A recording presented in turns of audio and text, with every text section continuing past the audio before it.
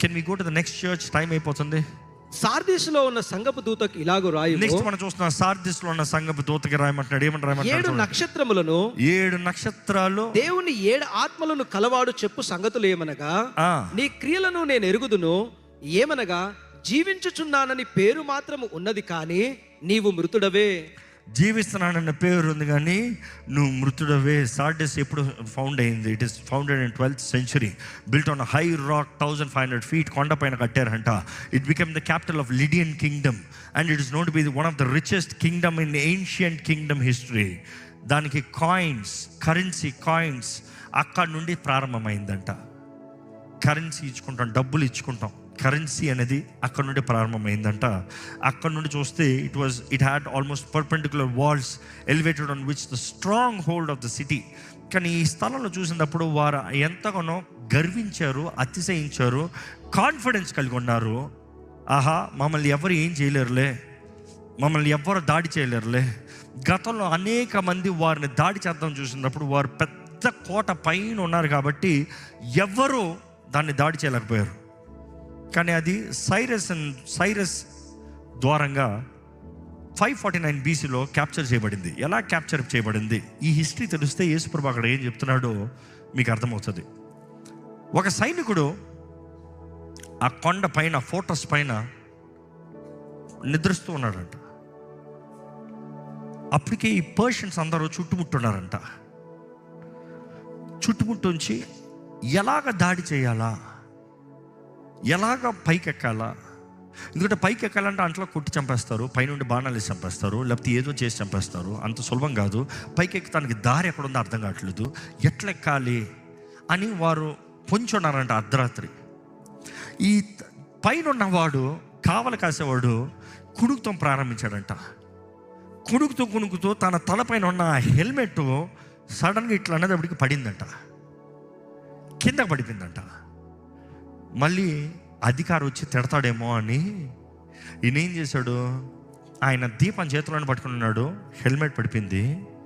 దీపాన్ని తీసుకుని నేరుగా పై నుండి కిందకి దిక్కుని వచ్చాడంట.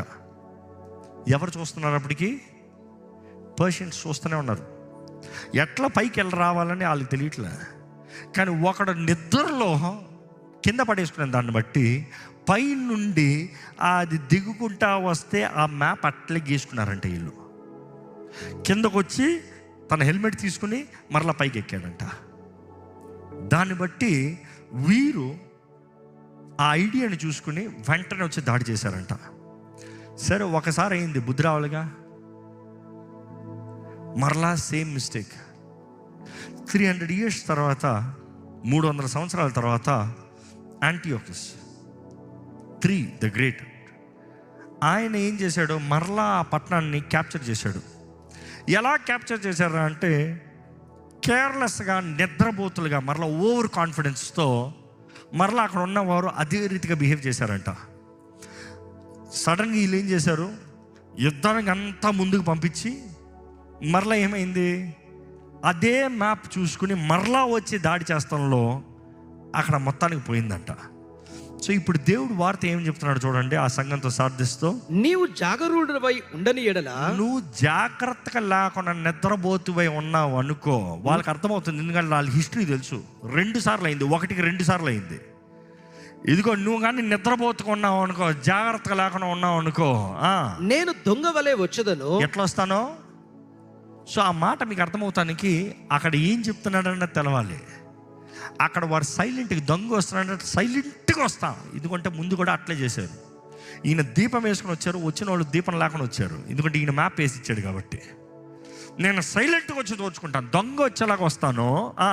ఏ గడియన నీ మీదికి వచ్చేదను, ఏ గడియలో నీ మీదకి వస్తానో నీకు తెలియనే తెలియదు. ఇప్పుడు అర్థమవుతుందా? అక్కడ ఉన్న హిస్టరీ తగినట్టుగా దేవుడు మాట్లాడుతున్నాడు, వారి అనుభూతి తగినట్టుగా మాట్లాడుతున్నాడు. ఇదిగో గతంలో నీకు పేరు ఉంది, నీకు పేరు ఉంది. ఓ, నువ్వు బ్రతుకున్న city, you are the most happening city. కానీ నువ్వు చచ్చిన స్థితిలో ఉన్నావు, నువ్వు చచ్చిన వాడికి ఉన్నావు. ఈరోజు జాగ్రత్త. గత రెప్యుటేషన్ నీకు ఈరోజు చాలదండి. గతంలో ప్రార్థన ఈరోజు చాలదండి. గతంలో విశ్వాసం ఈరోజు చాలదు. ఈరోజు ప్రార్థన ఉందా? ఈరోజు విశ్వాసం ఉందా? ఈరోజు దేవుని దగ్గర ఉన్నావా? ఒకప్పుడు ప్రార్థన చేశాను కాదు, ఒకప్పుడు పరిశుద్ధాత్మతో నింపబడ్డాం కాదు, ఒకప్పుడు రక్షించబడ్డాం కాదు, ఈరోజు మీ జీవితం ఎలా ఉంది అదే మనం పరీక్షించుకోవాలనేది ఇక్కడ సాటి సంఘంతో చెప్తున్నాడు. ఇక్కడ సాటి సంఘంతో చెప్తే ఏమని చెప్తున్నాడు చూడండి. జయించువాడు అలాగును తెల్లని వస్త్రములు ధరించుకొనును, జీవ గ్రంథంలో నుండి అతని పేరు ఎంత మాత్రము తడువు పెట్టక నా తండ్రి ఎదుటను ఆయన దూతల ఎదుటను అతని పేరు ఒప్పుకొందును. ఆహా, it's a very big warning. దేవుడు చెప్తున్నాడు. ఇదిగో, ఎంతమంది ఇక్కడ రక్షించబడి ఉన్నారు ఒకసారి చేతులు ఎత్తండి. ధైర్యంగా ఎత్తండి, బాగా ఎత్తండి. రక్షించబడి బాప్తిజం తీసుకుని దేవుని జీవగ్రంథంలో పేరు రాయబడిన వారు. కరెక్ట్. నీ పేరు పోకుండా చూసుకో. ఎందుకంటే ఒక నికోలాయితల బోధ ఉంది, ఏంటి తెలుసా? One saved for ever saved. నువ్వు రక్షించబడ్డావంటే ఒక్కసారి నీ జీవితాన్ని దేవుని సమర్పించావంటే ఇంకంతే, ఇంకెప్పటికీ నువ్వు దేవుని చుట్టూ ఏం భయపడాల్సిన అవసరం లేదు. ఏం చేసినా పరలోకానికి వెళ్ళిపోతావు చచ్చిపోతే. No no no no no. ఇక్కడ దేవుడు కాషన్ ఇచ్చాడు. ఏంటి? జీవగ్రంథంలో నుండి నీ పేరు కొట్టేయకుండా చూసుకో. అంటే ఏంటి పాసిబిలిటీ ఏముంది? రాయబడిన పేరు, నీ పేరు కొట్టేయబడతాను కూడా అవకాశం ఉంది. రక్షించబడ్డానని ఇంకా అయిపోయింది అనుకోవద్దు. నీకు అనుగ్రహించబడిన రక్షణని భయముతో భక్తితో జాగ్రత్తగా కొనసాగించాలని దేవుడు వాక్యం తెలియజేస్తుంది. నీకు అనుగ్రహించబడిన రక్షణ జీవితం ఎలాగుంది? ఓ విశ్వాసి ఎలాగుంది? ప్రభు రాకడ సమీపం ఉంది, ఎలాగుంది నీ జీవితం? పరీక్షించుకోండి. ఇక్కడ చూసినప్పుడు దేవుడు అంటాడు, హోల్డ్ ఫాస్ట్ అండ్ రిపెంట్. ఏమంటాడు తెలుగులో చదవండి. పశ్చాత్తాపడి మారు మనసు పొందుడి. పశ్చాత్తాపడి మారు మనసు పొందండి, లేకపోతే నీ పని అయిపోయింది. దేవుడు ఇక్కడ మాట్లాడేటప్పుడు చాలా భయంకరంగా మాట్లాడుతున్నాడా? ఈరోజు యేసు ప్రభు అంటేనే కృపాకాలంలో కృపా జాగ్రత్త కృపాకాలం అయిపోతుంది, సమయం తగ్గిపోతుంది. ఈరోజు కృపాకాలంలో ఉన్నాం, సత్యమే. కానీ కృప టక్ పోయింది అనుకో, నెక్స్ట్ టైం అవుతుంది, రెడీగా ఉండు. కృపాకాలంలో నీ జీవితాన్ని సరిదిద్దుకుని దేవునికి దగ్గరగా ఉండు. నేను కృపలో ఉన్నాను కదా అని ఇంకా పాపం చేస్తూ ఉంటాను, కుదురుతుందా? పాపం విస్తరిస్తుంది కాబట్టి కృప ఇంకా అధికంగా విస్తరిస్తుందంట. అందుకని పాపం చేస్తూ ఉండొచ్చా? పౌలు అంటాడు, ఉండొచ్చా?